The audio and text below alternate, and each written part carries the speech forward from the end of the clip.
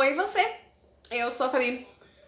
Conta aí pra mim, por acaso você já se perguntou o quanto o seu ego acaba te sabotando para o alcance dos seus objetivos? Pois é justamente sobre isso a história que eu vim dividir com vocês hoje. Mas antes de começar, se você ainda não é inscrito no canal, aproveita e se inscreve aqui embaixo no botãozinho inscrever-se. Vocês também podem falar comigo através do e-mail aqui do canal e também das redes sociais, tá bom? E se você aí já ouviu falar de ego, mas não sabe muito bem o que é, o que ele faz e por aí vai, eu já fiz um vídeo aqui no canal há um bocado de tempo onde eu falo tudo sobre o que é o ego e como ele pode atrapalhar na nossa vida. Se você aí tem mais interesse, tem vontade de saber mais, eu vou deixar esse link aqui em cima para você assistir. E o nome da nossa história de hoje é O Monge e o Sorvete de Chocolate. E conta essa história que certa vez existia um monge que já havia 3 anos havia chegado na mais antiga comunidade budista do Tibete. E ali ele almejava polir a si mesmo e se transformar num monge exemplar.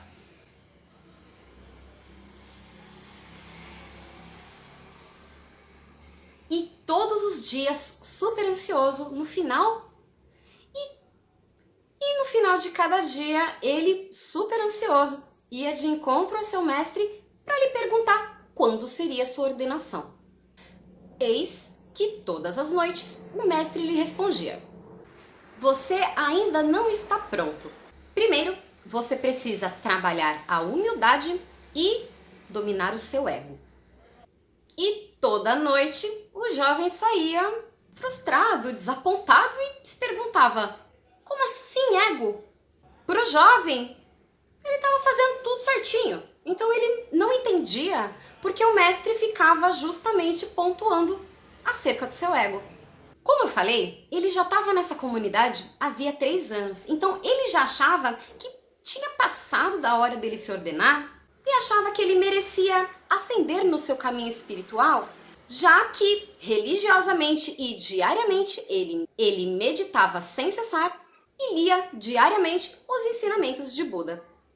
Uma noite, depois de tanto jovem perguntar, o mestre resolveu tomar uma atitude para que ele compreendesse melhor o que ele queria dizer a respeito do ego e mostrar para o jovem por que ele ainda não estava pronto.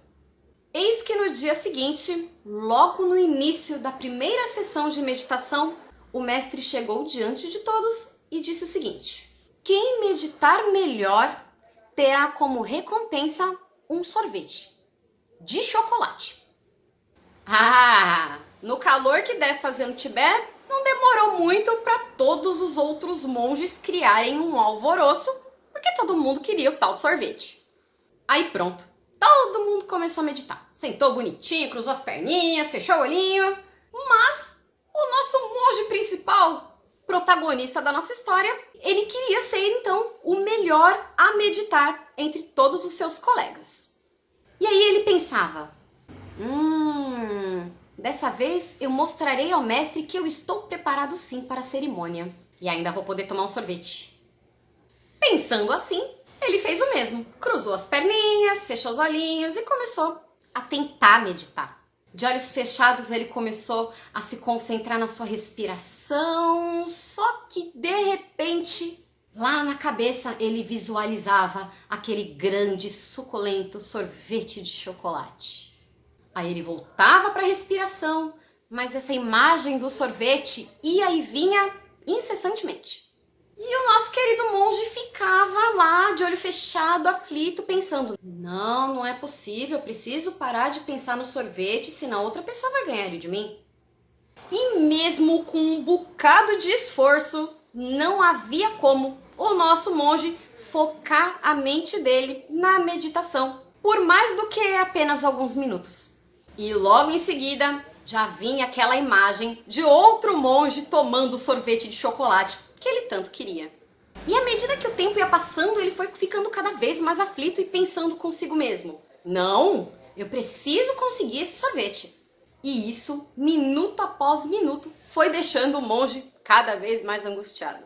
Quando a sessão acabou, o mestre retornou e falou que todos tinham executado bem a tarefa, exceto alguém que havia pensado demais no futuro, no caso, no sorvete. Eis então que o nosso monge, já com aquela cara de culpado, né, cara de quem tá devendo, se recompôs, deu uma engolida seco, levantou a mão e falou pro mestre: Mestre, eu pensei no sorvete, eu admito. Mas como você pôde saber que fui eu que pensei demais no sorvete?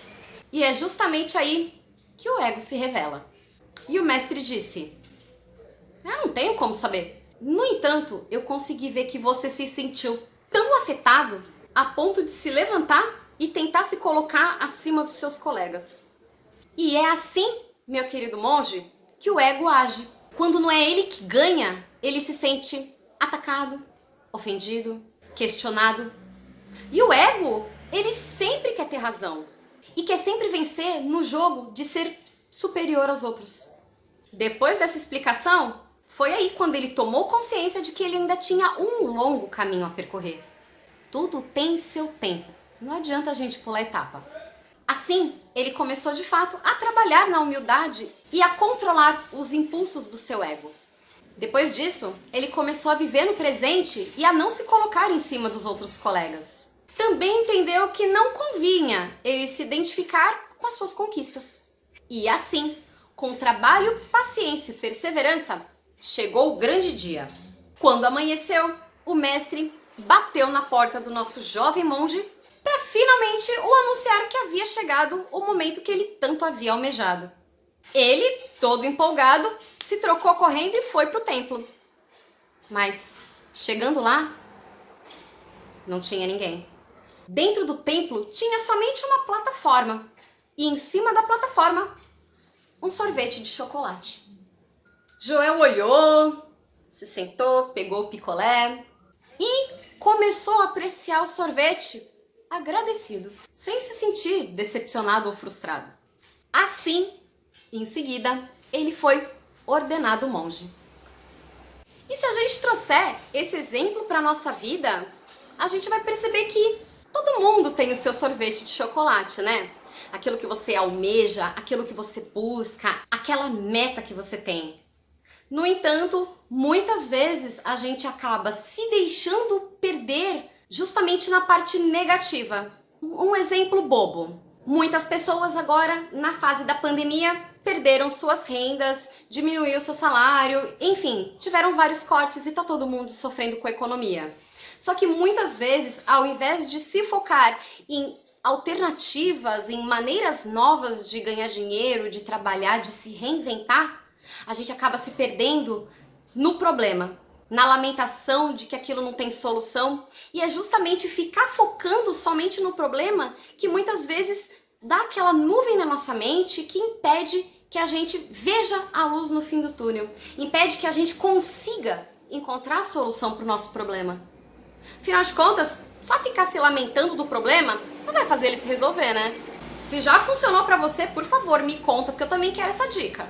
E também a gente ficar focando nisso nos impede de aproveitar o momento presente. Eu já fiz diversos vídeos falando sobre isso, sobre o momento presente, e que eu sei que muitas vezes é muito difícil a gente pôr em prática, mas é um exercício diário. E como eu falei, o ego, ele é muito traiçoeiro. Se ele não consegue de primeira o que ele quer, ele se sente ofendido, magoado.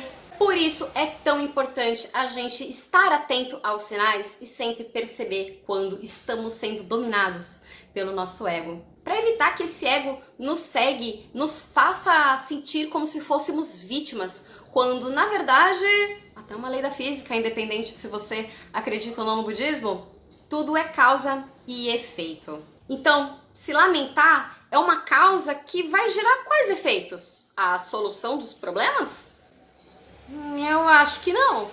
Então, a partir do momento que a gente começa a perceber que muitas das coisas que nós fazemos, muitas das formas como nós agimos, é o nosso ego lá atrás, aqui no nosso ouvidinho, falando: não, você tem que ser mais, você merece mais. Mas Infelizmente, ele esquece de que nós temos papel fundamental naquilo que acontece com a gente. A partir das causas virão os efeitos no momento oportuno.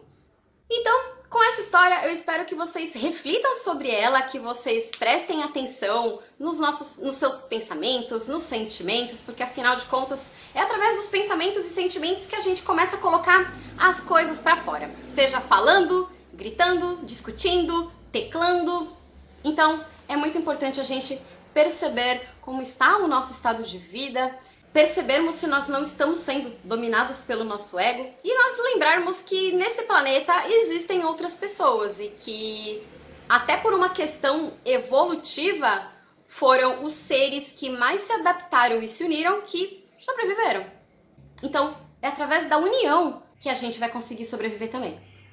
Então, é isso. Eu espero que vocês reflitam, eu espero que vocês tenham gostado dessa história.